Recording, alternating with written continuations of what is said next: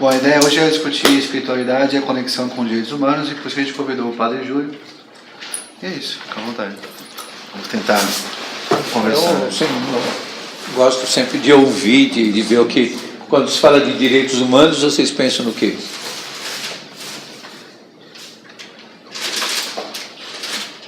Na dignidade da vida, né? Dignidade da pessoa, né? Ninguém aqui pensa em direitos humanos como defesa dos bandidos? Não. Defesa dos bandidos? É. Isso é tão martelado, né? Teve uma moça que mandou uma mensagem para mim, falou assim, esse negócio de defender bandido aí, eu não vou falar com esse padre. Mas nem bandido, né? Ele é vagabundo, né? Que fala. No Brasil, a ideia de direitos humanos é uma ideia muito marcada. Eu, como já estou na idade da velhice, então já apanhei muito. Diga, filha, você chegou agora, diga também. Não deu nada. E então a questão dos direitos humanos é uma questão bastante controversa no Brasil. E é talvez um dos únicos países do mundo em que direitos humanos virou um palavrão. Então, falar defensor de direitos humanos é facilmente tido e havido. Então, você é defensor de bandido, de vagabundo, de gente que não presta. Vocês nunca ouviram falar quando acontece um crime? Cadê os direitos humanos? Agora os direitos humanos não vieram aqui, mas quando tem rebelião, os direitos humanos vão, tal. Vocês já ouviram falar essas coisas? A polícia é bem Vocês têm os ouvidos muito puros, né? Não ouviram essas coisas. Essa questão dos direitos humanos surgiram em 1948. Coincidência, o mesmo ano que eu nasci, 1948. E foi logo após a Segunda Guerra Mundial, devido a tudo o que aconteceu na Primeira Grande Guerra e na Segunda Grande Guerra, assim chamadas, nesses dois grandes conflitos que envolveram grande parte dos países e que ocasionou na Segunda Guerra a questão do Holocausto, né?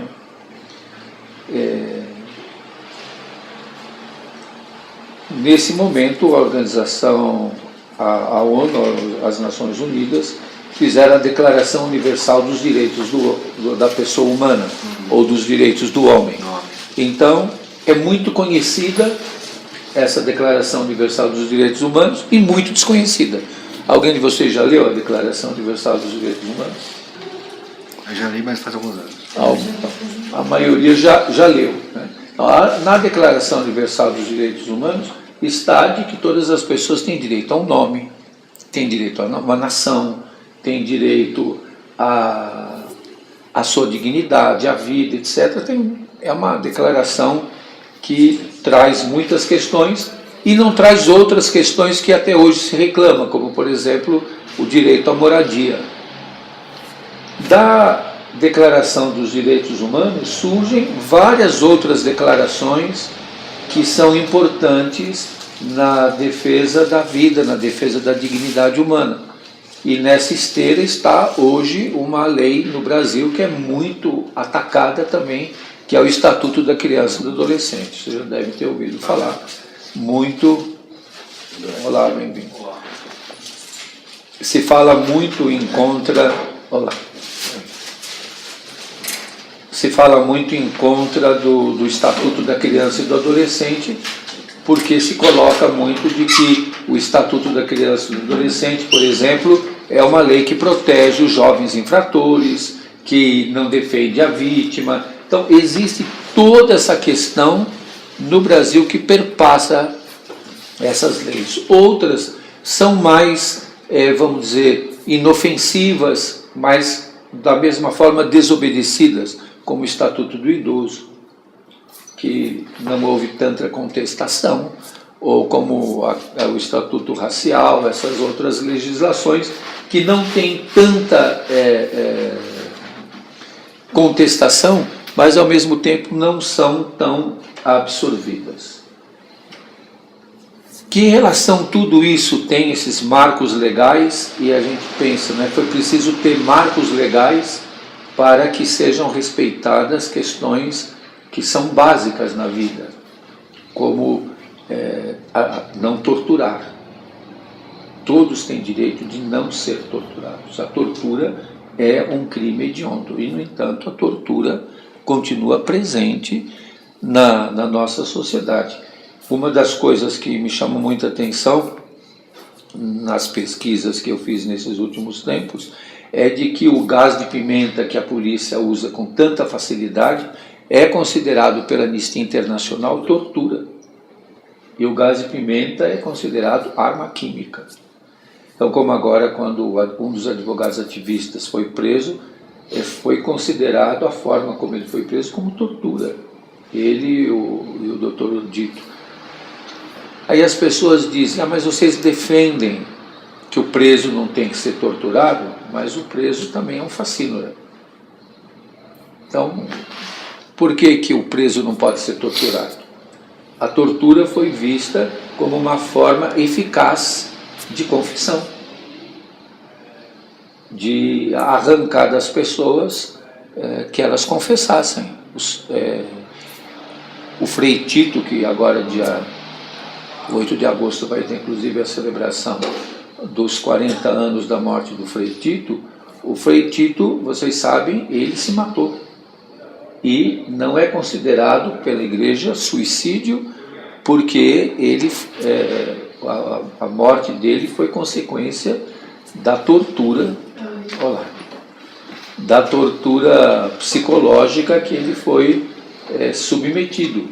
Ele via em tudo a cara do delegado Fleury.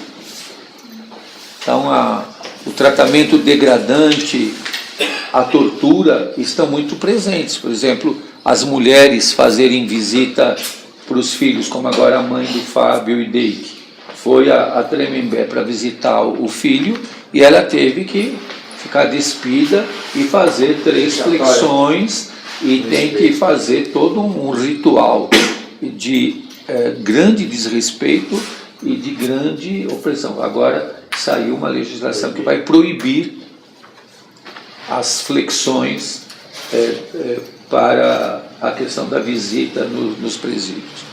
Uma coisa que me contestaram muito na época que eu acompanhava a penitenciária feminina do Tatuapé foi de que uma irmã que já faleceu, a cônega de Santo Agostinho, a irmã Maria Emília, que trabalhou muito tempo no sistema penitenciário e também fazia esse trabalho na penitenciária acompanhando as presas.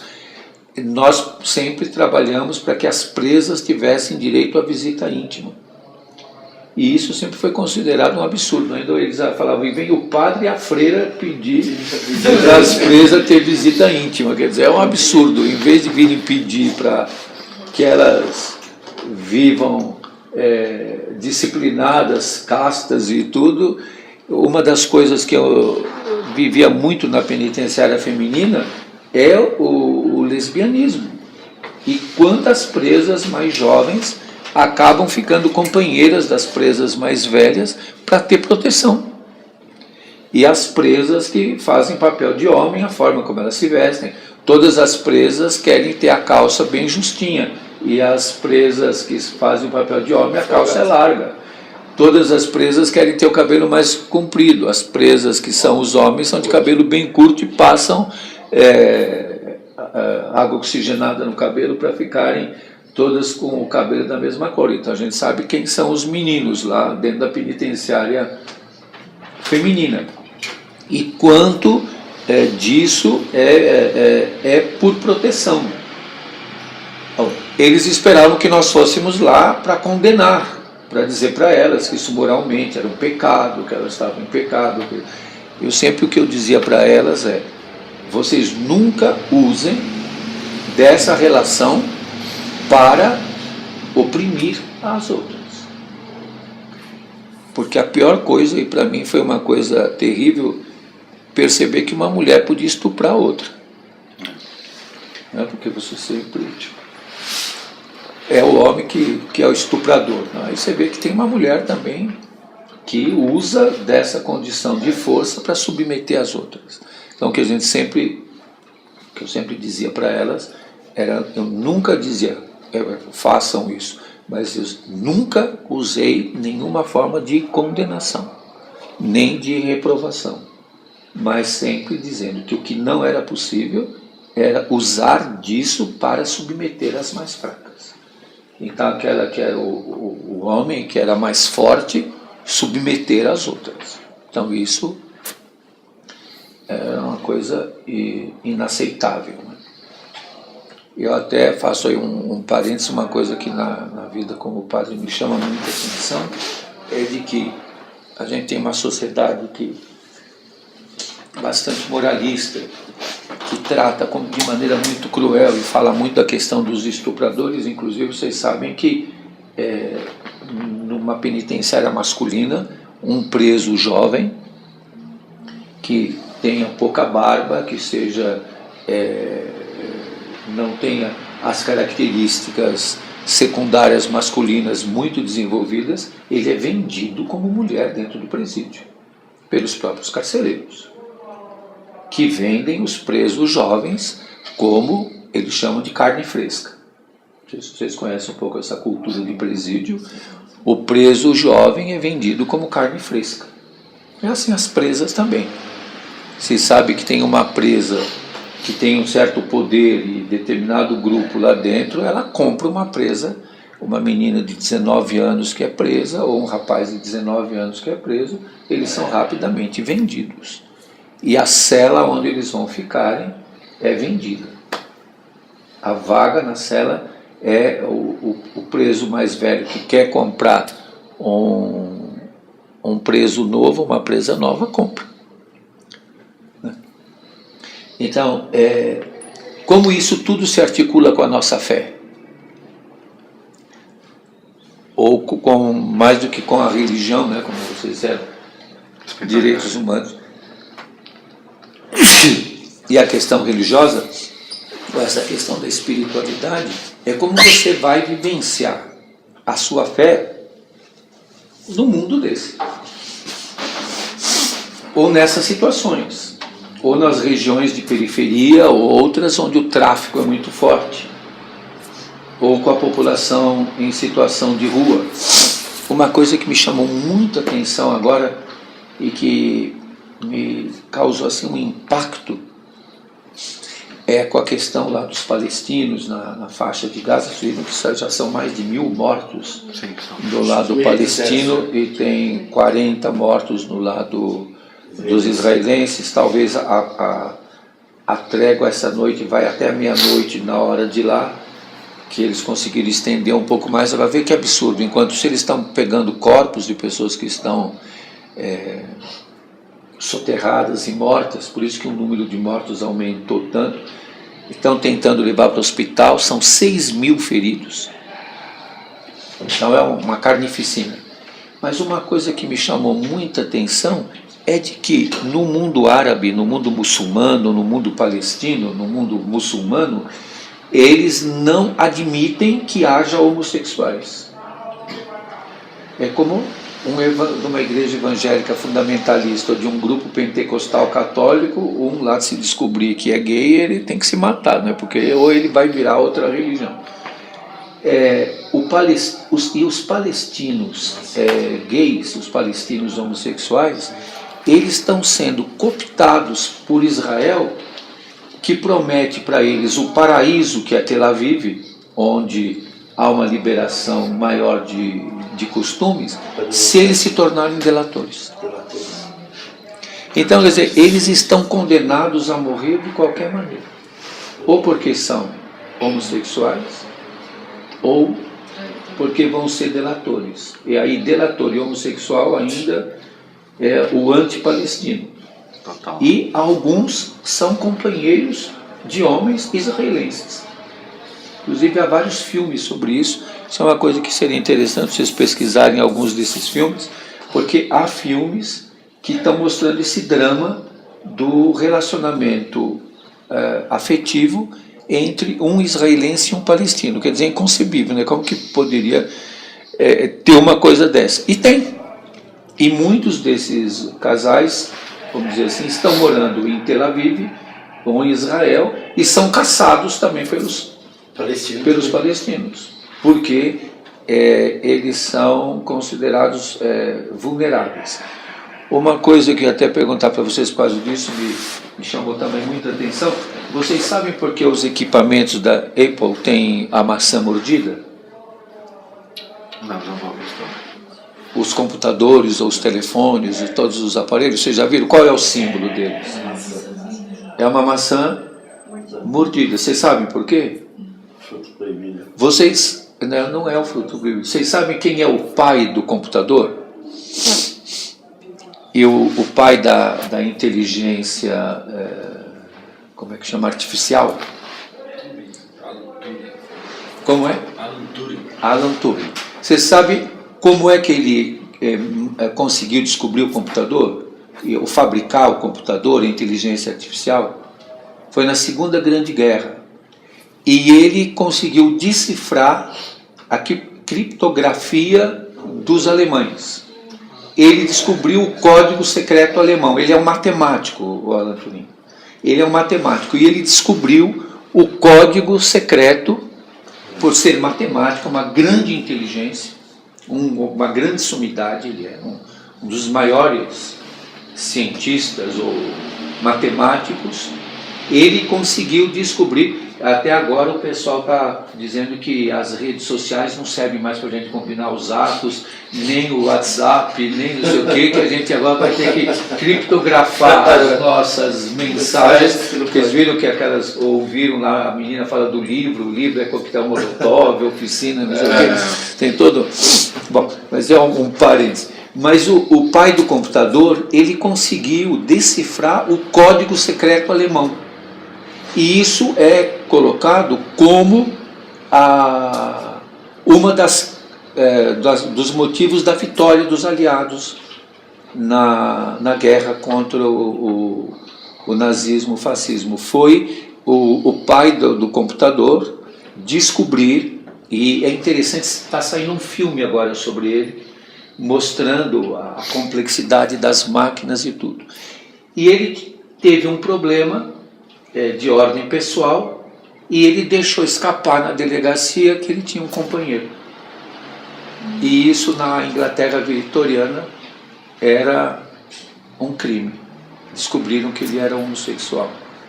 Ele foi preso e ele foi condenado à morte porque os ingleses consideravam que uma pessoa homossexual, como agora os palestinos, é fortemente vulnerabilizado e pode ser facilmente manipulado. E ele foi condenado ou à emasculação ou ao envenenamento. E ele foi envenenado comendo a maçã envenenada. Por isso, a maçã mordida no computador é uma homenagem a ele. Que coisa, né? Você achou meio maluco? Não viu nada. Isso aí naquele tempo. Mas é interessante. Não, é um preconceito com homossexual, depois é uma determinação feminina ter sentimento, então o cara é fraco, ser homossexual. Então, mas e a maçã mordida no símbolo da Apple, dos computadores e tudo, é uma homenagem a ele. Porque o pai do computador, vamos dizer assim, o criador da inteligência artificial, e ele que decifrou o código secreto nazista alemão, foi envenenado com uma maçã. E é assim que ele morreu. Ele que era vamos dizer, a pessoa mais considerada da Inglaterra, tanto que você vê que a própria Inglaterra fala pouquíssimo dele. Nesse sentido, a religião ou as religiões são muito acusadas em relação à questão dos direitos humanos, pela sua insensibilidade, pelo pragmatismo, pela justificativa, e muitas vezes se usa São Tomás de Aquino no que convém para justificar o uso da força e tal. Tanto que uma coisa que eu pesquisei muito nesses últimos tempos também, e que São Tomás de Aquino justifica é o tiranocídio, a morte do tirano, que foi o que na Revolução Sandinista se usou muito. A questão que hoje me contestam muito, quando eu defendo a tática Black Bloc, ou não condeno a tática Black Bloc, se eu estou justificando a violência. E essa é uma questão religiosa que, principalmente nas igrejas evangélicas de origem do protestantismo e do protestantismo nas igrejas históricas, mas também na católica, é muito forte a questão do pacifismo, de ser pacifista e de não justificar a violência. Tem uma pergunta de termos, assim. O termo violência, ele é usado, e se é usado de forma adequada? Não é. Quando se refere a um ser inanimado? Sim. A um ser ou... É isso que você pegou, é fundamental, uma coisa que eu ia comentar. Não há violência contra coisas. A violência só é contra pessoas. Então, quando diz usou de violência contra a agência bancária não sofre violência. Ela não sofre violência, porque são coisas. Você não comete violência contra o sofá. Você pode depredar o sofá, mas não é uma violência. Violência é se eu bater nas pessoas que estão no sofá. Então, isso é uma das questões hoje muito complicadas. E por isso estou dizendo, São Tomás de Aquino, que é o escolástico por excelência e que fundamentou muito a teologia católica, ele justifica o tiranocídio, a morte do tirano, ou a violência contra a tirania.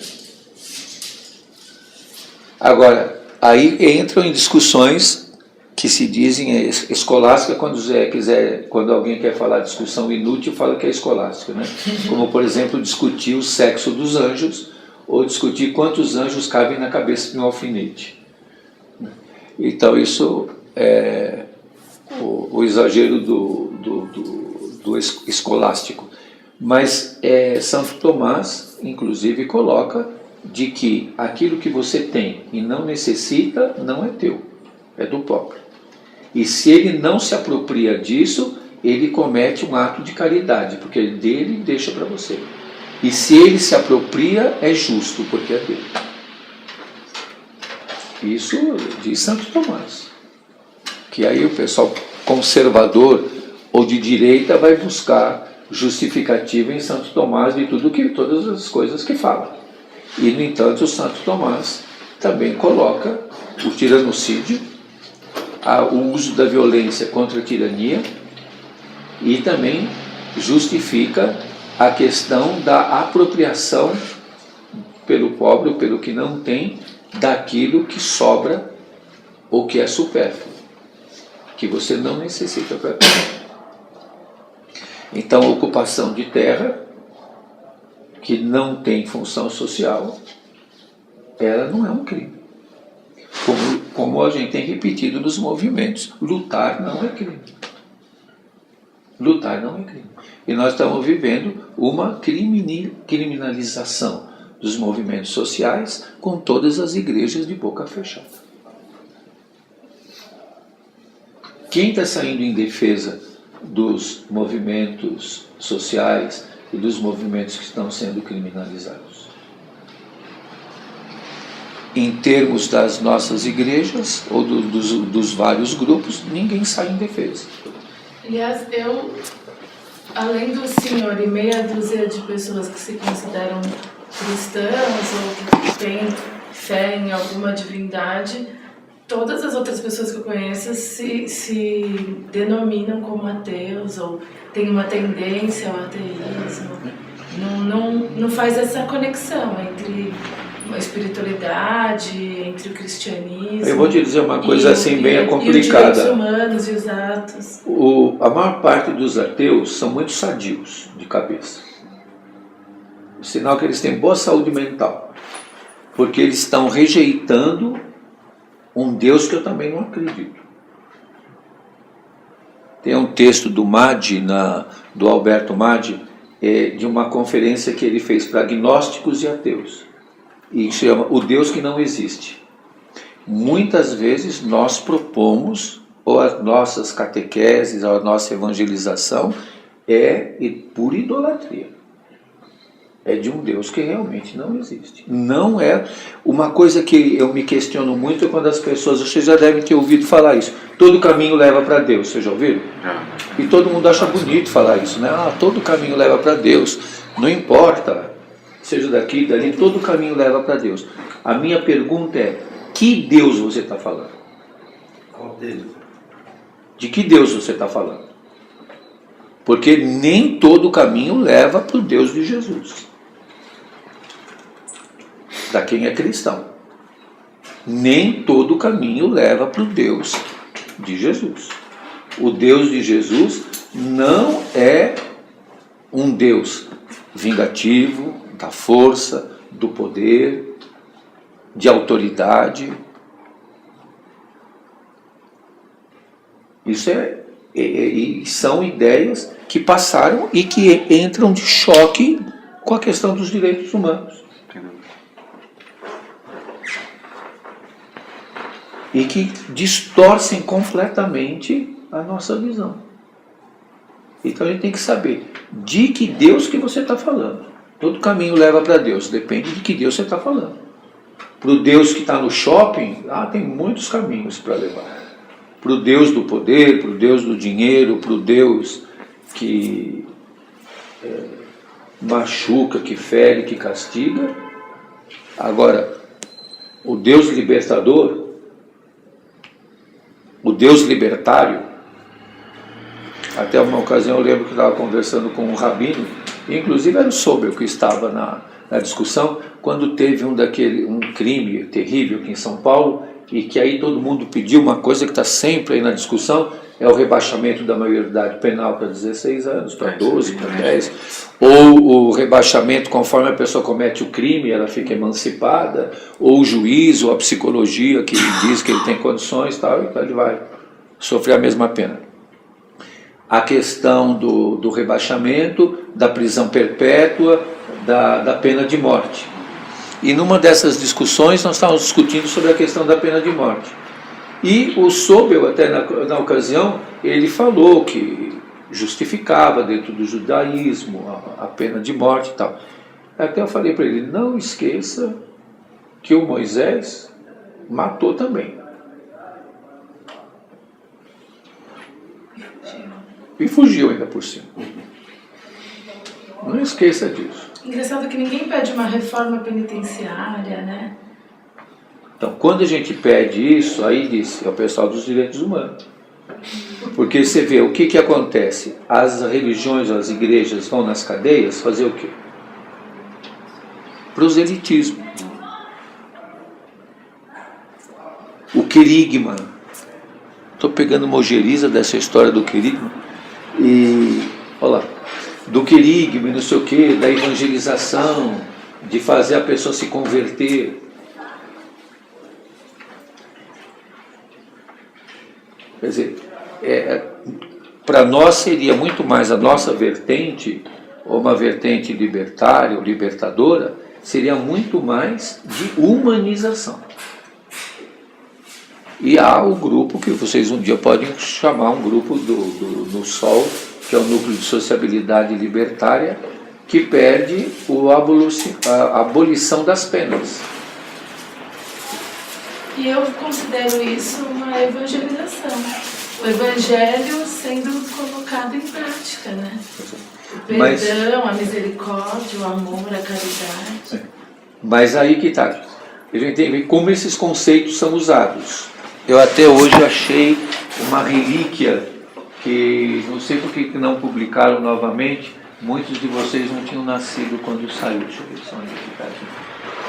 De vez em quando fico procurando as minhas relíquias.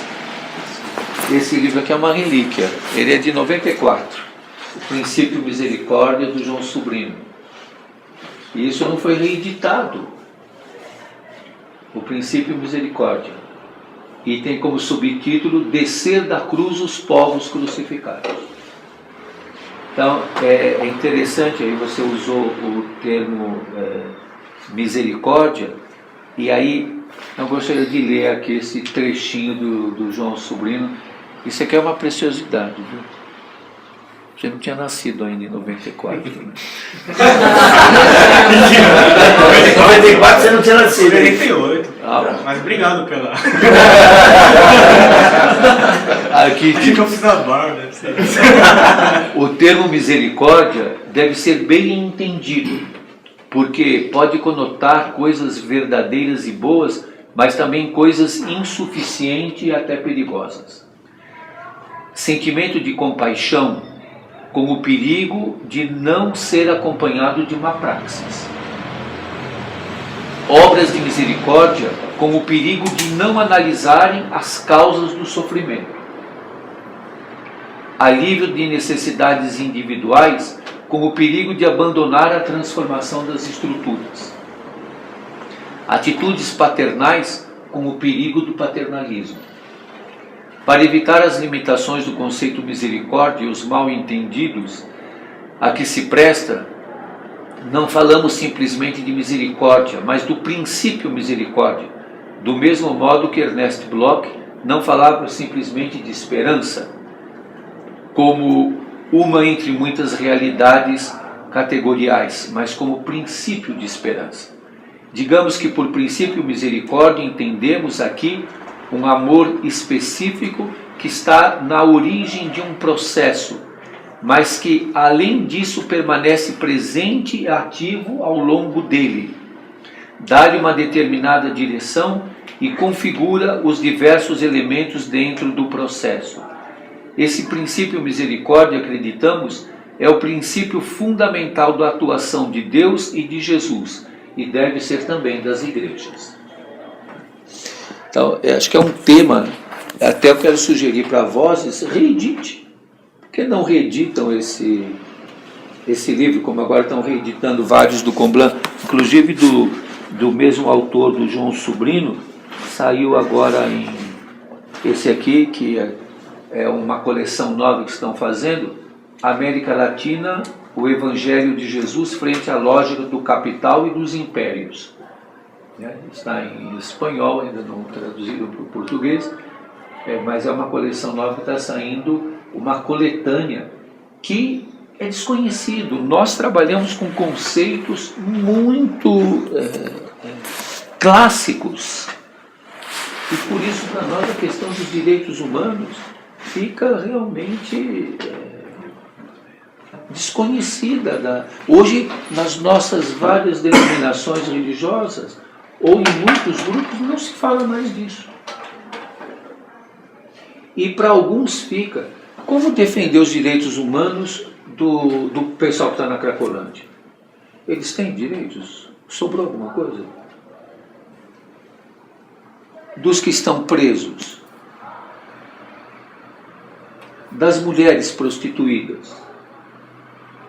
Dos LGBT que estão por aí? Transformistas, bissexuais, homossexuais, como é que chama aqueles travestis? A quantidade de travestis na rua, e a gente diz até para às vezes situar do silicone caído, que é o pessoal que já o silicone caiu e que já está numa idade que não tem mais jeito. Eles não conseguem mais. Muitos estão na rua, morando em buracos na rua.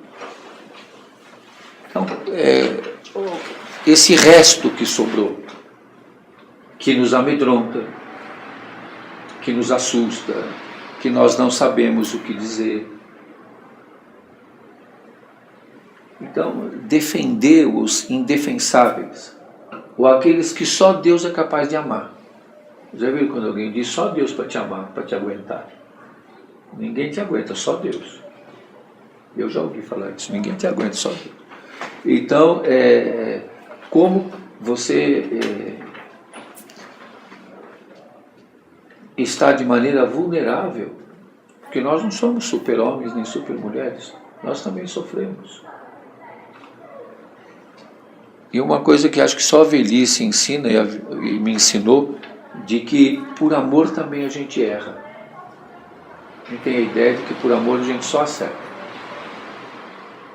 E quando alguém cobra alguma coisa, a gente diz, mas eu fiz com tanto amor. Mesmo assim você errou.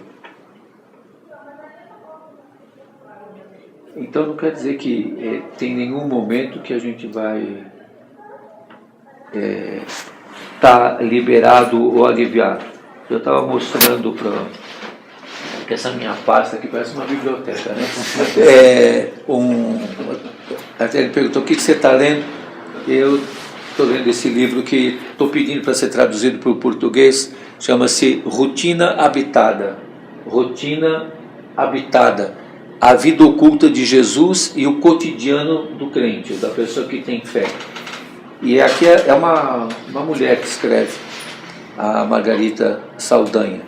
E tem um texto que é impressionante, que todos vocês que, especialmente quem está em igrejas evangélicas que sabe de cor e salteado a Bíblia, deve lembrar desse texto de Paulo aos Filipenses. Quem, sendo em forma de Deus, não considerou isso como vantagem, o ser igual a Deus, senão que se esvaziou de si mesmo, tomando a forma de um escravo, fazendo-se semelhante aos homens, e mostrando-se em forma humana, se humilhou a si mesmo, sendo obediente até a morte, e morte de cruz. A gente viaja na maionese nesse texto, né? Porque quando diz que se esvaziou de si mesmo, tomando uma forma de escravo, não é o termo escravo marxista, ou do trabalho escravo. É de se tornar escravo, quer dizer, dependente de Deus. Ou dependente na medida que você é impotente. Diante da morte, eu sou impotente. Diante do poder. Então, que se esvaziou de si mesmo, tomando a forma de escravo. Isto é, não do escravo, do escravagismo, do trabalho, mas de uma pessoa que depende. Jesus é Deus que se fez homem e se tornou dependente. E fazendo semelhante aos homens em tudo, se humilhou a si mesmo, sendo obediente até a morte. O que quer dizer? Sendo obediente até a morte, não podendo lutar contra a morte. Sendo Deus, não teve nenhum privilégio. Assumiu a vida humana que tem morte. E que morte? A de cruz. Que dentro do judaísmo é o pior que pode haver. É muito interessante os comentários do Alberto Maggi. Eu acho que até sugeri para vocês o livro A Loucura da Cruz. Esse está traduzido, A Loucura da Cruz, A Loucura de Deus, está traduzido para o português. O Maggi fala de uma maneira muito engraçada. Quem falou que aquele que estava lá na cruz era o bom ladrão? Quem falou que ele era bom ladrão? E tem ladrão bom? Quem falou que ele era o bom ladrão? E por que o outro é o mau ladrão? De onde que tiraram isso? Isso é uma invencionice. Não tem nem bom ladrão, nem mau ladrão.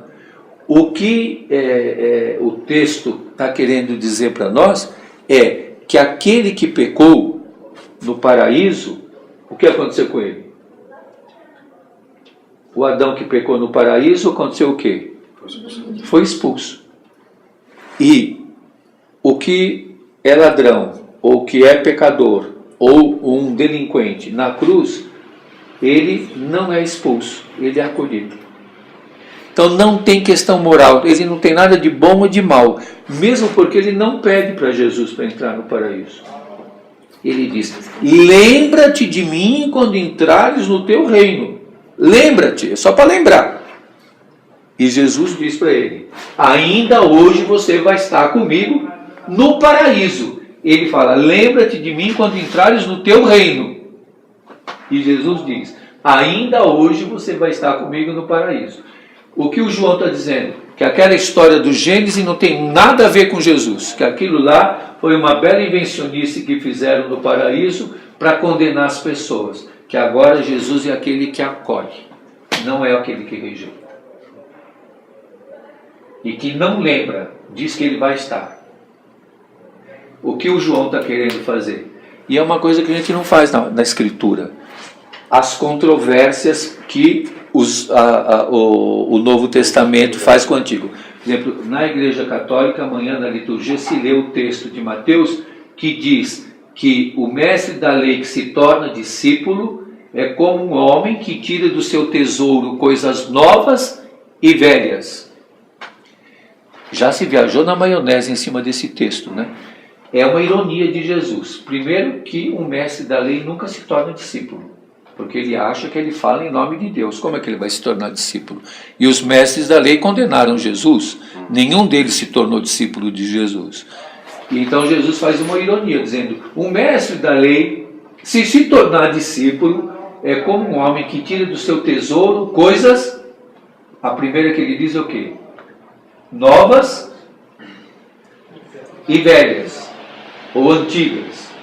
Novas e velhas.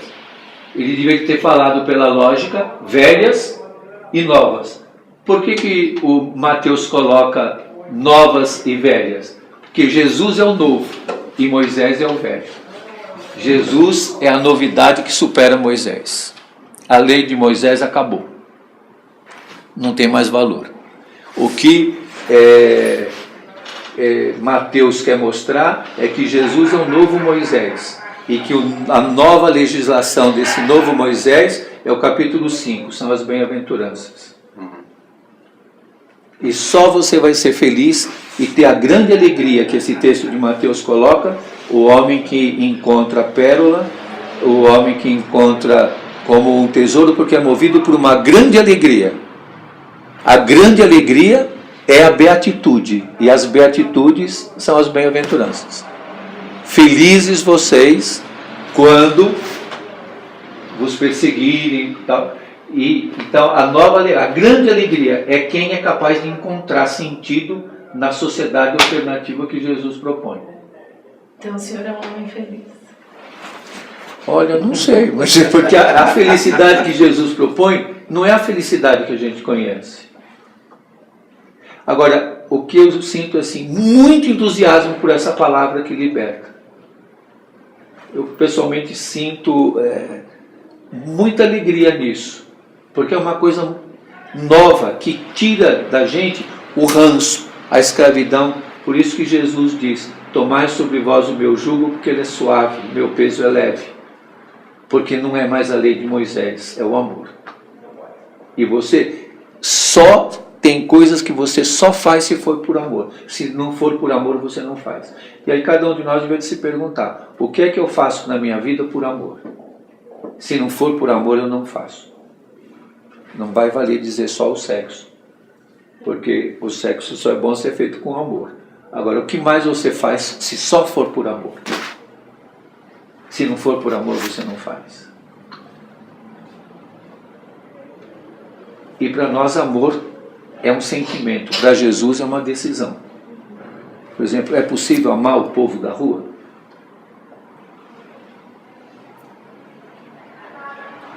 Quem vai amar o povo da rua? Que às vezes não entende o teu amor e rejeita o teu amor. Então, acho que a questão dos direitos humanos e a nossa fé, a nossa espiritualidade, não pode ser só uma questão legal, não pode ser uma questão formal, tem que ser um segmento. E acho que o que um grupo como esse procura é: como que eu vou ser seguidor de Jesus? Se eu tenho fé. E principalmente, ter muito claro isso, né? Nenhuma igreja pode aprisionar Jesus. Jesus não é de nenhuma igreja. Aliás, Jesus não fundou igreja nenhuma. Pior que ele está gravando.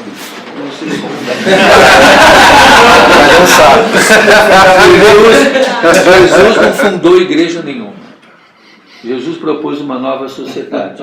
Tem um livro antigo também que eu recuperei lá nos meus, como diz outro, dos seus alfarrábios, que é sobre o Evangelho de Mateus, que é a leitura a partir da margem. Aquilo que o Papa Francisco tem falado, né? A gente só vê bem de fora. Você tem que estar longe ou de fora para ver. Então a gente tem que ter claro isso, de que Jesus não fundou nenhuma igreja, não pensou em nenhuma igreja pode ter o monopólio de Jesus. Isso tem que ser claro, a gente tem que ter essa humildade, porque senão a gente fica muito prepotente e impositivo e dogmático,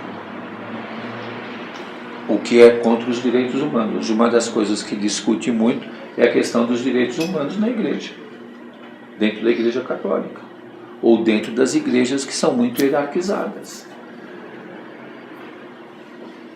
O monopólio do poder, o monopólio masculino,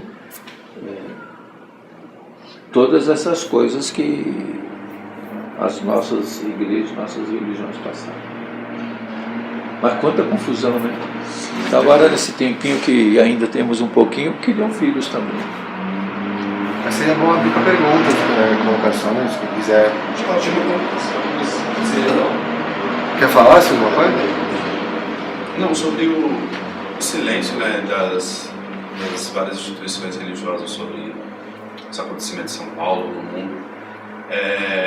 Parece que voltamos, ou estamos numa situação histórica que lembra um pouco a briga dos deuses, sabe, na Grécia, porque é como se cada instituição brigasse entre si para determinar sua verdade no mundo. E parece que essa insistência em se colocar como uma instituição que detém a verdade é justamente aquilo que denuncia a instituição e a sua falsidade. Eu quero dizer que é como se as instituições religiosas, elas naturalizam o mal do mundo e, por exemplo, talvez não tenha algum interesse em combater ou lutar por prostitutas, mendigos, ou os presos, sei lá, ou qualquer outras pessoas que estejam revoltados com o mundo, ou que sofrem com o mundo do jeito que está. Parece que é como se, para existir uma igreja, para existir pessoas que ainda vão à igreja, é necessário existir, por meio da instituição, uma naturalização do mal. Então não há necessidade de ir para a rua e lutar contra um governo que tortura as pessoas, porque enquanto existir esse mal, vai vir gente na minha igreja, porque eu tenho a salvação e eu tenho a verdade. E parece que essas instituições, não sei qual a interpretação delas de amor incondicional, mas pelo que eu percebo, o amor incondicional é aquilo que tenta abarcar sempre o que é diferente, né?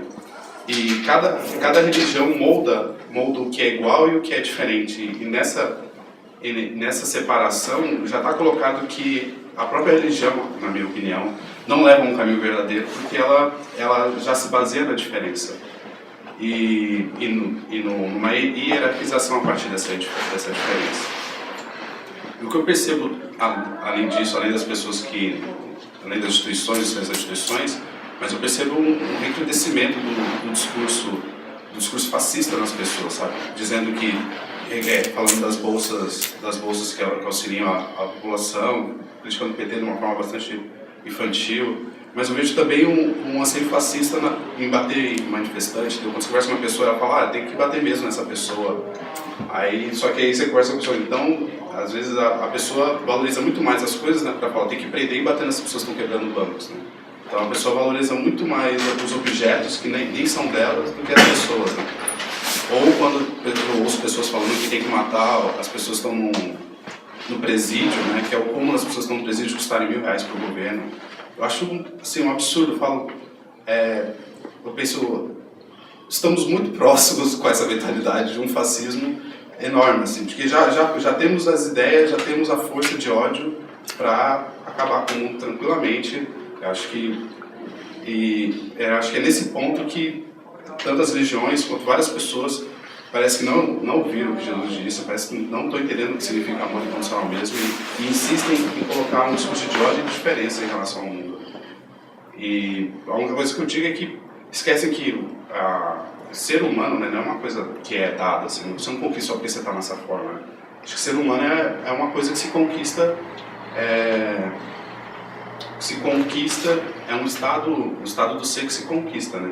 Eu acho que se conquista justamente a partir de a partir daquilo que o dinheiro não consegue comprar, né? Que são coisas que são em si mesmo, que têm valor em si, são princípios, são virtudes. Então, o que eu vejo assim de tudo que você fala, das coisas que a nossa sociedade tem uma vontade de se colocar na posição certa, né? E a partir dessas diferenças, produzir um movimento egóico de estar próximo de Deus, de estar mais próximo da verdade. Né? Porque a mesma hipocrisia que faz com que a prostituição não seja legalizada parte do mesmo princípio que faz com que eu acho que a pessoa que rouba é do mal e faz o mesmo princípio que faz com que eu acho que a pessoa de outra religião merece a morte ou que uma pessoa negra merece a morte, sabe? É bem sutil, mas é só procurar ter uma ligação entre tudo isso. Um pensamento que, agora não lembro quem é o que disse, eu admiro muitas pessoas que buscam a verdade, mas tenho muito medo das que encontram. Porque quando você encontra, por isso quando a gente coloca muito o caminho verdadeiro, a religião verdadeira, isso tudo a gente tem que... porque aí rapidamente você, quem se acha com posse da verdade, quer submeter os outros, né? Vocês viram o que aconteceu agora? Aquele grupo bem radical islâmico explodiu a mesquita onde estava, segundo eles, a tumba do Jonas. Primeiro que o Jonas é um personagem fictício, né? Mas eles tinham lá a tumba do Jonas e explodiram. Então é muito complicado essa... Nós precisamos de segurança. Eu acho que isso vocês refletiram sobre o fundamentalismo, né? E o fundamentalismo acaba dando muita segurança. Por isso que o fundamentalismo está crescendo tanto. Em todas as igrejas. Na Igreja Católica cresce muito o fundamentalismo. E uma questão, por isso eu sugeri aquele livro do Alberto Maggi, das Paulinas, chama-se Loucura de Deus, o Cristo de João. Uma das coisas que ele coloca muito e que nós temos muito essa mentalidade, que nós vamos ao encontro de Deus. A mensagem de Jesus é o contrário. Deus é que vem ao nosso encontro. Não somos nós. Porque nós temos muito essa mística. Eu vou fazer isso para cada vez estar mais perto de Deus. E isso nos dá muita falsa segurança e a gente acaba se quebrando no caminho, porque nós temos que perceber, é Deus que vem ao nosso encontro. Nós somos chamados a acolher o seu amor. O Evangelho de Lucas, o Cristo de João, e esse estudo do Maggi mostra muito isso, ele é anti-institucional, anti-religioso, anti-autoridade, anti-clerical. Aí você mostrar um Jesus que é anti-religioso, que é contra os religiosos, contra a classe religiosa. O Evangelho de João, ele mostra um Cristo anti-institucional. E outro dia, com a nossa comunidade, a gente repetindo muito o Evangelho de Lucas, eu falei uma coisa para o pessoal lá na paróquia, o pessoal ficou me olhando com uma cara. Eu disse, o Lucas é o Black Bloc de Jesus. Porque ele implode, o Jesus do Lucas, implode toda a religião. O Evangelho de Lucas é o Evangelho que põe no centro, é chamado o vendaval da misericórdia. O Evangelho de Lucas é o escândalo da misericórdia. Ele é a implosão de toda a segurança religiosa. Como, por exemplo, na parábola do samaritano, para nós hoje perde o significado. Mas quem deveria de acolher são os religiosos que não o fazem, os piedosos. Jesus é completamente contra os religiosos. Todo mundo que é muito piedoso, muito religioso, não se dá bem com Jesus, porque ele implode tudo isso. Ele é ligado com a vida e com a dignidade das pessoas. Não tem nada a ver, Jesus não está nem um pouco ligado com as questões religiosas. Aliás, ele desobedece tudo, ele faz tudo o contrário, e ele é provocador, ele fica cutucando a onça com a vara curta, ele quebra a agência bancária, ele põe máscara e vai fazer confusão, ele dá paulada, xinga, enfrenta a tropa de choque. Ele não é pacifista, bobão, bonzinho e tontolão. Jesus é provocador. Ele provoca, ele instiga, ele fica cutucando a onça com a vara curta, ele vai na cara do poderoso. É interessante, do Evangelho de João, o Madi fala muito. E ele provocou, se ferrou. Aí pensa que ele foi embora, né? Ele voltou e fez tudo outra vez. Ele não desiste, ele resiste, ele insiste, ele persiste.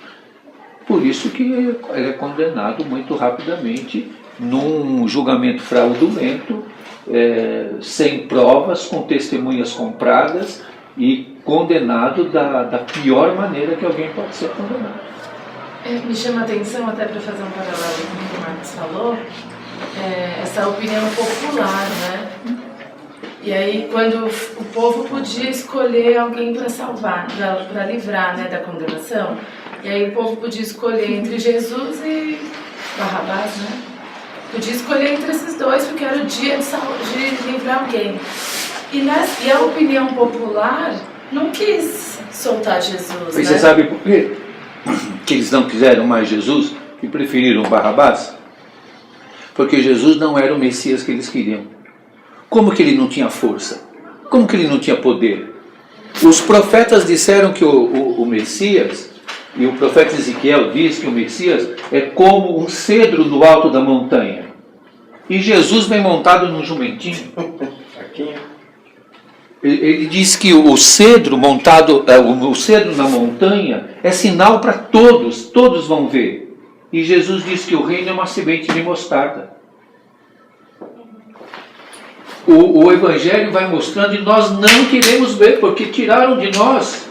Por isso que Jesus diz, olham e não veem, escutam e não ouvem. Por isso que Jesus diz, quem tem ouvidos, ouça. Quando Jesus no Evangelho de Mateus fala que o reino de Deus é como fermento, que a mulher usa 3 medidas de farinha, não é isso que diz o texto? Vocês que conhecem bastante a palavra, não fala que a mulher pega o quê? 3 medidas de farinha e põe fermento. Isso é um escândalo. O pão puro que é oferecido para Deus é um pão sem fermento. O pão ázimo não tem fermento. E Jesus diz que o reino são 3 medidas de farinha com fermento. Sabe quem são os fermentos? Os ladrões, as prostitutas, os leprosos, os podres, tudo que não serve para nada. Porque o pão sagrado é um pão, é o pão ázimo. O pão ázimo não tem fermento. 3 medidas de fermento, sabe quanto é? Cada medida de fermento é 40 quilos. É um efá, é uma medida judaica. É muita farinha. É o mundo inteiro. Como é que o reino é um fermento numa quantidade tão grande de farinha? Jesus usa uma linguagem para bagunçar a cabeça das pessoas. E aonde na Bíblia, quem é evangélico conhece bem a Bíblia, 3 vezes fala de 3 medidas de farinha. Quais são as 3 vezes que fala de medida de farinha? Daquela mulher que estava passando fome no Velho Testamento, né? Fala que multiplicou 3 vezes. As 3 medidas de farinha no Antigo Testamento falam de 3 coisas impossíveis. Quem usa 3 medidas de farinha é a Sara, depois que ela recebe com Abraão a promessa de que ela vai ser grávida. O Abraão tem 100 anos, ela 98. Nem tinha Viagra, não tinha nada, e como é que o Abraão ia ser pai aos 100 anos e a Sara com 98? A Sara ri, não acredita. Mas depois que ela recebe a visita dos anjos e a mensagem que ela vai ser mãe, ela faz o quê? Usa 3 medidas de farinha para fazer o alimento. Quem usa 3 medidas de farinha? No livro dos Juízes, é o Gideão. Quando o anjo de Deus o chama para ele vencer e lutar com os madianitas. E ele diz, mas eu sou de um grupo que não serve para nada, ninguém me leva a sério. Ele estava batendo trigo escondido com medo de ser roubado, e ele faz com 3 medidas de farinha o alimento que ele põe lá no altar. E quem usa 3 medidas de farinha é a Ana, que é a mãe de quem? Do Samuel, que ela é estéril.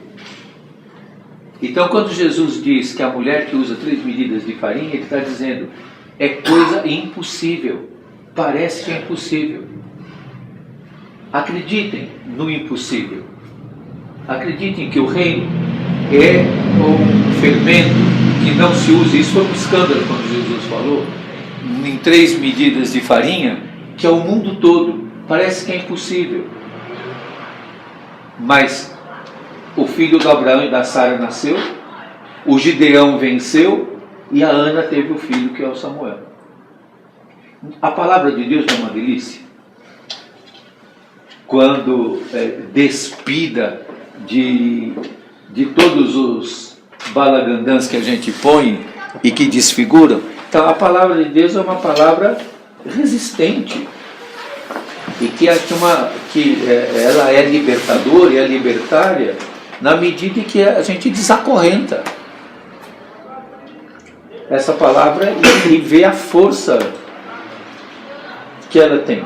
Então a defesa dos direitos humanos, como eu digo, não é uma formalidade, ela está muitas vezes no insucesso. Jesus é alguém que não teve sucesso.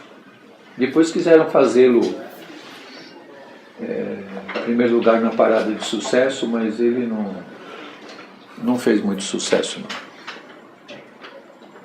Cada uma, né?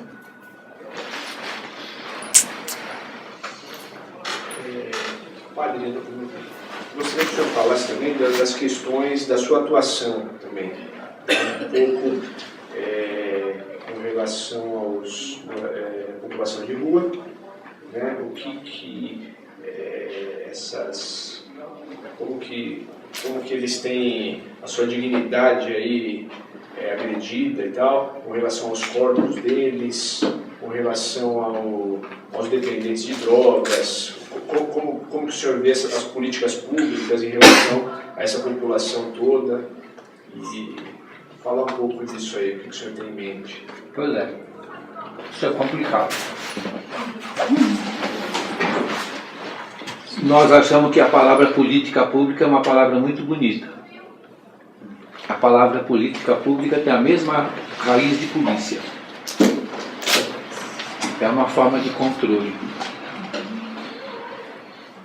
A gente fala, queremos políticas públicas, nós estamos pedindo mais policiamento. Mais controle, né? Estado. É uma forma de policiar a vida das pessoas. Você já viu política pública para a população de rua? Não é outra forma a não ser controle. Por exemplo, uma das coisas que me cobram muito é porque eu não apoio explicitamente aquele projeto Braços Abertos. Todo mundo acha lindo. Da prefeitura, né? De São Paulo. Da prefeitura. O Haddad acho que vai ser até candidato ao Prêmio Nobel da Paz por causa desse projeto.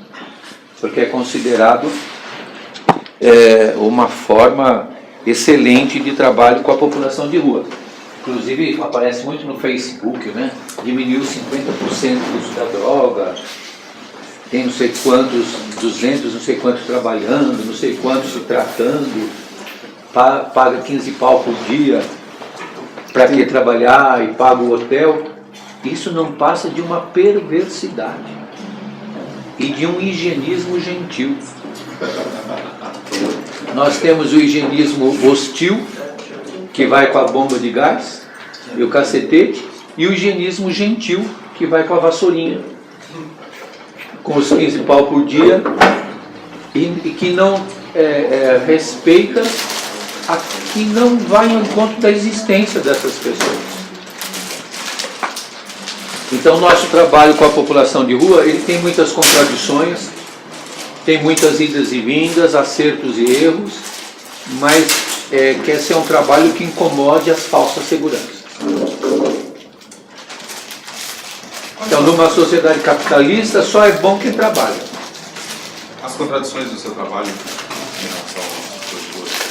As contradições é que você tem que ser paternal sem ser paternalista, como disse o João Sobrinho. Tem que garantir assistência para quem precisa sem ser assistencialista. Tendo a misericórdia, como disse o João Sobrinho, em todo o processo. E sem intervir de qualquer forma que desumanize a vida. Isso é muito paradoxal, é muito tênue, é muito conflitivo. Porque as pessoas falam muito para nós: você quer que eles fiquem na rua? Você quer que ele continue morando na rua? Por quê? Eu não quero que ele continue morando na rua. Mas quem é que disse que a vida dele só vai ser humana se ele viver como os que estão nos apartamentos e nas casas? Podia perguntar para mim: mas eles fazem muita bagunça. Falei para eles: vai numa reunião de condomínio para ver como é. Vai no Senado lá. Você já foi em reunião de condomínio?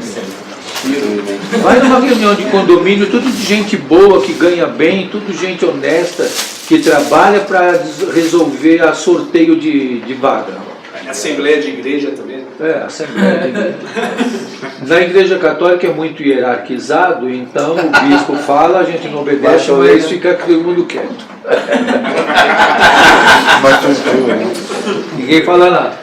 Nas outras que dizem que não são tão hierarquizadas, na verdade são também. O Papa Francisco falou uma coisa agora esses dias muito chocante.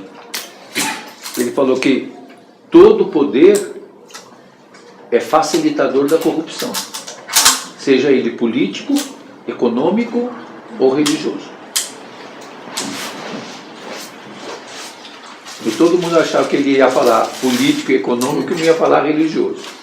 E ele falou: venham para a igreja também. O exercício do poder é muito perigoso. Então, eu acho que essa questão de... Acho que o que nós perdemos nessa questão de humanização dos direitos humanos, de todos esses trabalhos, é a dimensão histórica. No Ocidente, o Espírito Santo é muito desconhecido. E nós temos uma ideia do Espírito Santo muito fora da Trindade. Eu acho que isso é uma coisa que a gente deveria de uma hora aprofundar, vocês terem alguém para aprofundar isso. As consequências políticas da fé trinitária. Porque a fé cristã, ela é trinitária. O monoteísmo cristão, ele não é de um Deus só. Nós somos monoteístas, um Deus só, mas em 3 pessoas. Porque quando você fala só do Pai, facilmente cai no autoritarismo. Vocês já ouviram falar uma coisa estranha chamada vontade de Deus? Quem é que sabe qual é a vontade de Deus em geral? Quem está falando sobre ela. Hã? Quem está falando sobre ela, ou principalmente quem tem autoridade. Pode. Olha, a vontade de Deus sobre você é essa. A vontade. Acontece uma desgraça na vida do cara, isso é a vontade de Deus. Morrem todas as crianças palestinas. Vontade de Deus. O cara trabalha nas condições mais insalubres, morre de uma doença do trabalho, sofre um acidente do trabalho. Foi a vontade de Deus. Tem que se conformar. Porque Deus quis assim. A criança do Nordeste morre de diarreia, morre, diz foi a vontade de Deus. Era o destino dela. Oh, Deus desgraçado. Isso aqui é maldade. Tudo que não presta é vontade de Deus. Não tem uma coisa boa que acontece que alguém chega e fala: foi vontade de Deus. Todo mundo fala vontade de Deus na desgraça. Essa vontade de Deus está chegando aqui em São Paulo, que a gente, em breve, sem água, foi a vontade de Deus que o Alto veio mandar a tropa de choque pegar São Pedro. São Pedro para bater. Quando você fica só cristocêntrico. Pode fazer um banner com essa frase? Qual? A tua, essa última. Qual? Do Alckmin. Isso está na internet. Tem a tropa de choque chegando no São Pedro falando: Vai chover! Vai chover, vai chover. Não foi o Black Bloc que roubaram a água? Foi o Black Bloc que roubaram. E quando você fica só cristocêntrico, também você resvala rapidamente para o autoritarismo. E se você fica no Espírito Santo, sem referência a Jesus e ao Pai, você fica pentecostal. É o Espírito Santo maluco, que não tem referência por nada. Então você tem que ter a concepção trinitária. Tenho estudos muito interessantes sobre as consequências políticas da fé trinitária. Porque o Espírito Santo é a atualização, o discernimento, a construção na história, no segmento de Jesus, que não é fossilizado, na vontade do Pai ou no desígnio do Pai, que é Criador. Mas é onde a vida se atualiza e se renova. Mas com critério. Porque o Espírito Santo, sem referência ao Filho e ao Pai, ele fica pentecostal, fica carismático. Então tem uma consequência muito grande. E isso na vida toda. Na questão dos direitos humanos, na questão política, em toda essa crise que a gente está vivendo. Onde a novidade não é acolhida. Tudo que é novo é perigoso. Tudo que é rebeldia é considerado patológico. Tudo que contesta a autoridade É criminoso. Jesus foi muito contestador. E o Espírito de Jesus é o Espírito que contesta. Enfim. Quanta insubordinação, né? Irmão Júlio, tem uma pergunta.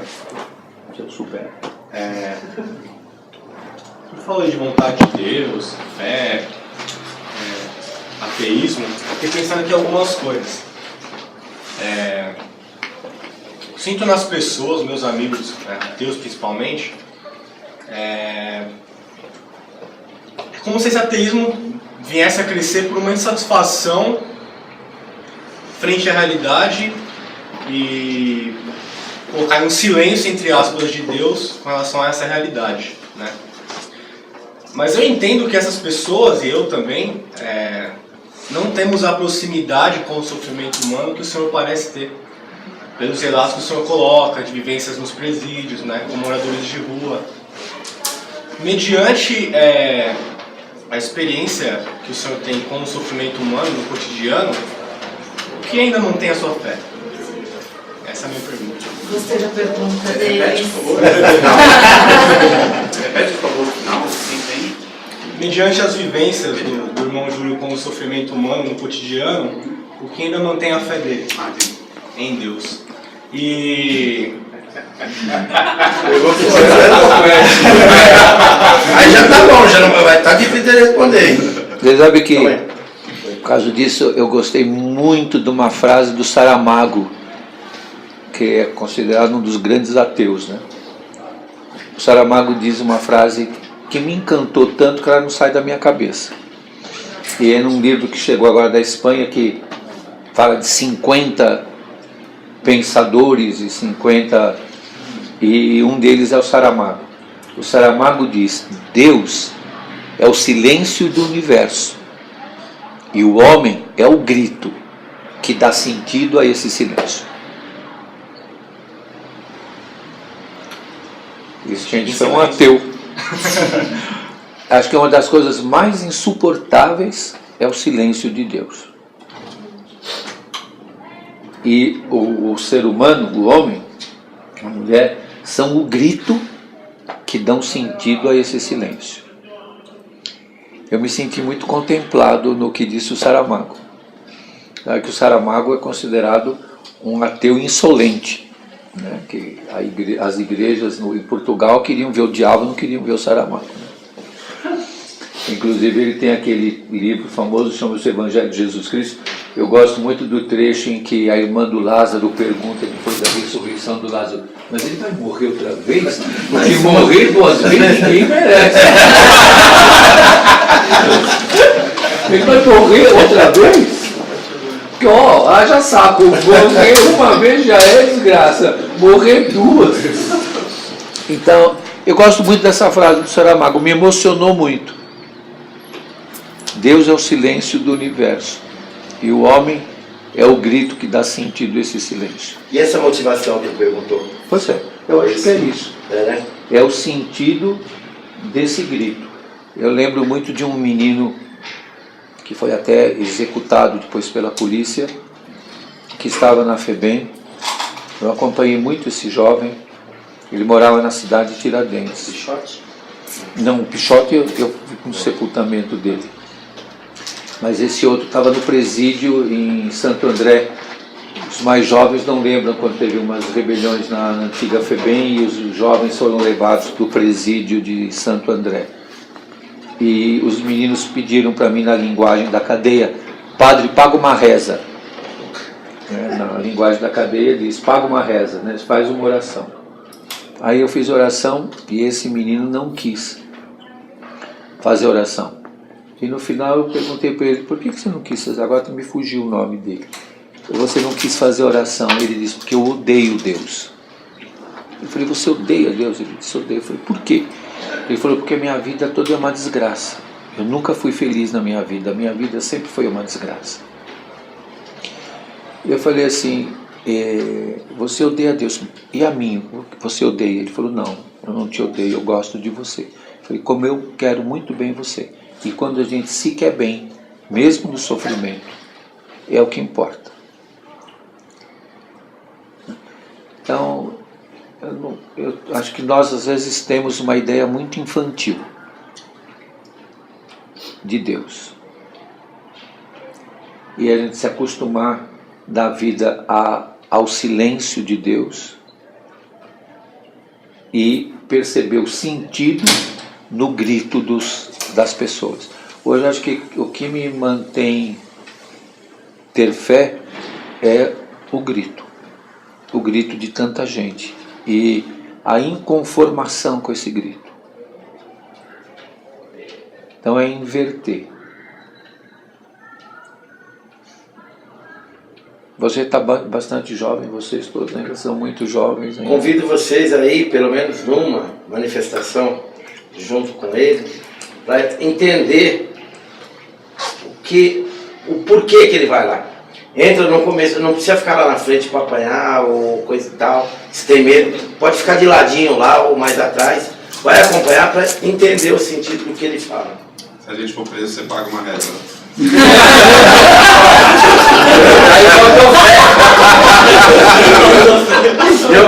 Aí faltou fé tua. Você não pode ir lá para essa omissão nossa, essa omissão tua que também era minha, que foi de um monte de gente, essa omissão, essa preocupação que a gente sair de casa. Então eu vou te falar assim até grosseiramente. Então não acredite em Deus, não acredite em nada, porque a gente tem que ir para a rua e tem que ter essa fé. Você tem uma fé, tu acredita numa religião, tu tem que ir lá, tá entendendo? Independente se tu vai ser preso ou não. Você sabe que hoje eu penso de que a ação do Espírito Santo, que é uma ação transformadora da história, eu achei esses livros também, meu livro velho, que chama-se O Tempo da Ação, do Padre Comblan. É um clássico. O Padre Comblan foi o único que escreveu um tratado de pneumatologia, que é sobre o Espírito Santo, em 5 volumes, em diferentes momentos. E a ação do Espírito Santo é uma ação de transformação. Eu penso muito, posso estar errado, mas penso muito que hoje o Espírito Santo age muito nos Black Blocs, nos jovens que não se conformam e que contestam, porque eles são os únicos que estão metendo medo no poder. Os poderosos só têm medo deles.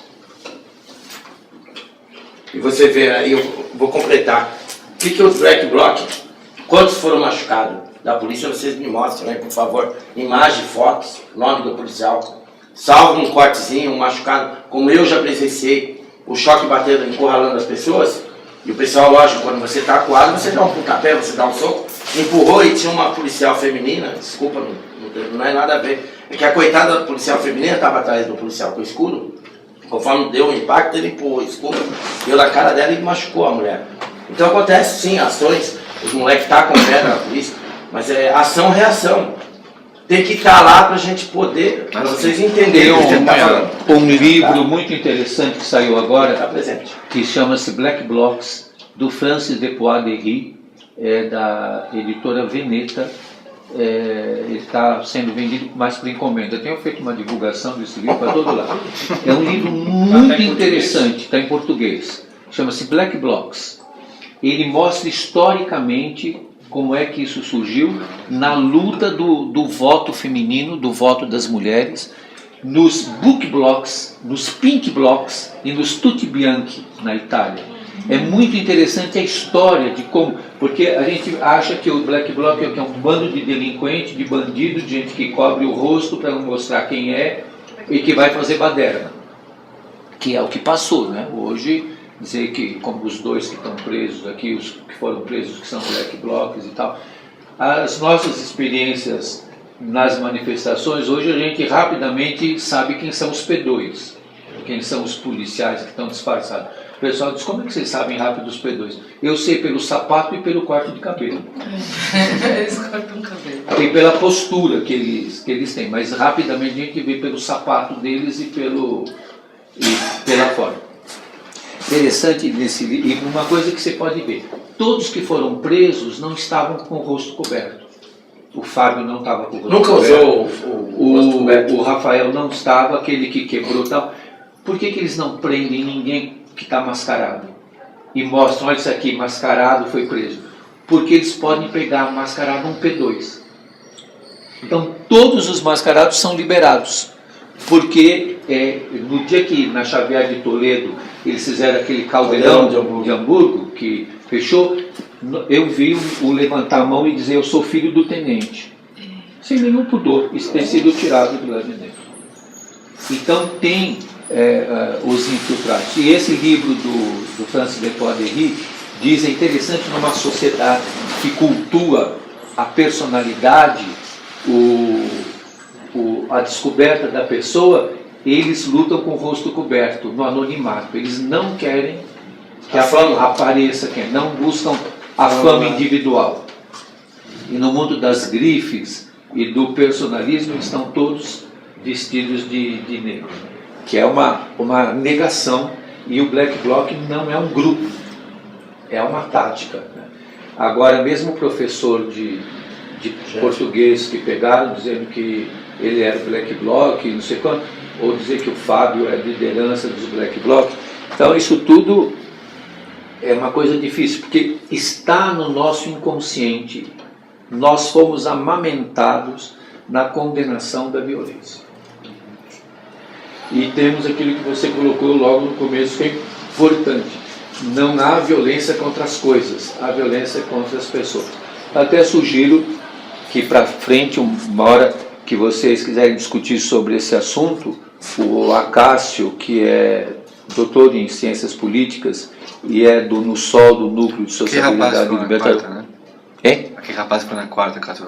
Estava na oração, Aquele dia ele pegou um tema muito acadêmico, mas eu discuti com eles essa questão da violência e a questão Foi bem legal a colocação dele na quarta. Dos Black Bloc. Quando você viu a questão da política pública, Foi essa questão que colocou. nós falamos de política pública como se fosse uma coisa muito boa. Política pública não é outra coisa senão poder de polícia. E é a mesma raiz do controle da vida das pessoas. Uma coisa que é interessante, Jesus é muito libertário, porque Jesus não quis controlar a vida de ninguém. Eu queria aproveitar a conversa com o senhor e perguntar mais sobre o caso do Hideki. Ele é nosso amigo muito próximo há muitos anos e a gente tem acompanhado na mídia tudo que se diz, né? E essa semana, pela segunda vez, foi recusado habeas corpus e ele já vai passar por julgamento como réu. Agora já fez um mês de prisão. É réu, já é réu. Eu queria que o senhor falasse a respeito. Então, a questão do Fábio e do Rafael é um delírio. Foi como eu disse. Eu testemunhei a prisão do Fábio. coincidentemente, é umas coisas, né, que aí o pessoal fala assim, Deus que quis ou que fez, né? É uma coincidência. Eu estava muito cansado naquele dia. Nós tínhamos feito já toda a volta na Paulista. No fim da manifestação, eu estava com vontade de ir no banheiro, porque já na minha idade, a minha autonomia de voo sempre parar para urinar já vai diminuindo, né? Então, eu queria ir no banheiro, eu estava com muita fome, eu estava muito cansado, eu não estava conseguindo caminhar. Como o grupo que estava comigo, o Paulo, o Johnny, tinha alguns que até entram na tática, estávamos todos juntos, nós estávamos indo embora. E eu estava cansado demais, eu queria parar, queria comer, queria ir no banheiro. E porque estava com aquele grupo, que são meus amigos, meus irmãos, eu não quis deixá-los ir. E aí quando nós entramos na estação Consolação, estávamos descendo a escada rolante, a escada parou, e aí nós vimos que estavam pegando o Fábio na escada fixa. Aí nós descemos e ficamos par e par com o Fábio. E vimos fazer toda a revista na mochila dele. Tiraram da mochila dele uma máscara de gás, uma garrafinha, um pacote de salgadinho. Até tem na filme, você vê ele abre a carteira e tira um preservativo e mostra e fala, camisinha. Então não tinha nenhum explosivo, não tinha nada. Ele foi marcado realmente, diz o advogado, o Dr. Luiz Eduardo Grinaldo, que é por causa do capacete. Que aquele capacete foi filmado muitas vezes nas manifestações. Então ele é um bode expiatório mesmo. Pegaram o Fábio, estava encomendado, não tinha nenhum explosivo, não tinha nada. E é interessante que o desembargador, que é o Luiz Eduardo, advogado, e o senador Suplicy, me pediram um relato para o desembargador. E eu fiz um relato sem nenhum adjetivo, um relato só de substantivos, dizendo, descritivo, sem dizer que se for assim, se foi assado, se foi bom, se foi... Não, só descritivo. Sabe o que o desembargador falou? Que o meu relato ele não ia levar em conta porque eu sou sabidamente contra a polícia militar. Então, tinha que ser alguém sabidamente a favor. Então, é uma coisa absurda. E eu fiz só um relato. E ontem, eu teria ido com os parlamentares para visitar o Fábio em Tremembé. O diretor de Tremembé disse que não aceitaria visita religiosa. Proibiu agora. Que os parlamentares ele não podia proibir, mas que representantes religiosos não entrariam. Qual foi o motivo, legal? Eu disse que não entraria, ponto. O diretor não deu motivo. Tem autonomia. Ele não disse qual era o motivo. As pessoas constitucionalmente têm direito à assistência religiosa, mas a assistência religiosa tem que estar catalogada lá antes, qual é a assistência religiosa, quem é a pessoa, o RG, o CPF, qual é o programa religioso que você vai fazer. E visitar a pessoa não é assistência religiosa. E indo com os parlamentares, muito menos. Então ele não me permitiu a minha visita. E aí eu nem fui. Então, nesse sentido, o Fábio, eu acho que o que é bom para o Fábio, dentro de toda a maldade, é que ele tem a mística da militância. E ele tem a disciplina oriental, de vegetariano e tal. O Rafael tem pior situação, porque o Rafael está pirando. Está revoltado, não quer visita de ninguém, né? Não quer visita. Eu até vou vê-lo hoje até o carcereiro me mandou um recado, que é um carcereiro que é meu amigo e que falou para mim se eu quisesse ir, que eu podia ir hoje lá, que ele ia liberar a minha entrada, mas eu não consegui ir. O Rafael está em pior situação, porque o Rafael não tem essa mística. O Rafael foi uma coisa muito mais personalista. Ele quis ir lá enfrentar e ele não sabia que podia sofrer essas consequências que ele está sofrendo. Já o Fábio, ele tem consciência política do que ele está significando. Ele está virando um Marte. Infelizmente a polícia deu um tiro no pé. Eu vejo assim, entendeu? Porque a polícia está... Se ela soltar, ela está lascada, e se ela manter presa, está lascada. Ela ficou numa posição, ela está numa posição que ela não tem o que fazer. E eu penso, desculpa, pai, deixa eu só dar uma teta aqui. Eu vejo nesses anos de manifestação aí, um ano mais ou menos, teve a tática e a polícia largou mão. Essa polícia que eu digo, a que investiga, ela não foi atrás. Só largou a polícia lá que na hora que dava 5 minutos quis bater. E de repente, quando o governo viu que perdeu a mão, ele falou, meu, tem que resolver alguma coisa. E ninguém chegou lá, olhou assim, ó, e falou, vamos prender 2 aqui. Quem que vai ser? Aquele e aquele ali. Então foi o que aconteceu. E ele está aí hoje, infelizmente, pode ficar agora, mas ele vai ter que sair. Ficar lá é forjado. Ou vai ser o padre falou, ele vai ser condenado, mas injustamente. Tem o testemunho do padre, e eu presenciei, estava por lá de fora, um monte de gente viu, tinha advogado ativista acompanhando a revista, não teve nada ali. Falou que ele só ia para a delegacia para ser averiguado algumas coisas. Aquilo tudo foi uma Foi tudo armação, um negócio. Então. Isso está mais do que claro. A nossa polícia militar está usando equipamento israelense. Eles têm parece uma antena lá na Roosevelt, a gente vê eles andando no nosso meio. É igual aquele do Google Maps. Fotografa 360 graus e centenas de fotografias ao mesmo tempo. Um drone lá. Foi nas costas com a mochila, ele anda no meio da gente e faz todo foto. E aquilo fotografa todo mundo. Agora um padre falou para mim, eles não vão te pegar não, porque eles têm ordem de não te pegar, porque ia dar muita repercussão pegar um padre. Então, mas eu não sei não. Eu sei com muita raiva, realmente. Esses dias não aconteceu isso, terminando que eu tenho que ir, mesmo que eu tenho que testemunhar um casamento. E naquele dia na Roosevelt que eles pegaram um menino que estava dentro da mochila com o livro do Marighella. Aí fizeram uma lei, a Veja publicou, depois a Veja tirou, porque era uma censura, porque ele não pode ler o Marighella. Eu falei, graças a Deus tem um jovem desse lendo Marighella, que bom, né? Aí a polícia cercou, o pessoal começou a fotografar, filmar, e aí eles fecharam bem. Aí eu estava bem perto olhando o que eles iam fazer com o menino, o PM olhou para mim e falou assim, que é que está olhando? É teu parente? Eu falei, é. Ele falou, é teu parente? O que ele é teu? Eu falei, é meu irmão. Eu falei, você também. É meu irmão e o pior, você é irmão dele também.